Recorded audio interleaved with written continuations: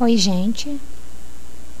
Vou ensinar para vocês hoje a como colocar hiperlink numa palavra ou numa frase.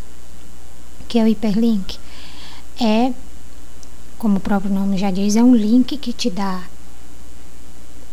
que você clica nele e ele abre uma página na internet, como se fosse um canal, um gatilho do material que você está lendo para a página que corresponde a esse material. Bem, eu tenho aqui, visite o blog da Facu, aulas de administração. Quem quiser visitar lá, é meu blog.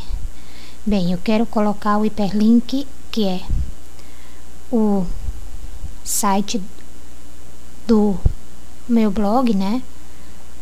Quero colocar nessa palavra aqui, blog da Facu. Como é que eu faço? Eu seleciono, clico com o botão direito e vou em hiperlink. Páginas, você clica aqui, páginas de navegação. Aí aqui é endereço, você coloca o endereço, que é o meu é aulasdafacu.blogspot.com. Ok, vamos ver se ficou o hiperlink? Vamos. Tá vendo aí, gente? Rápido,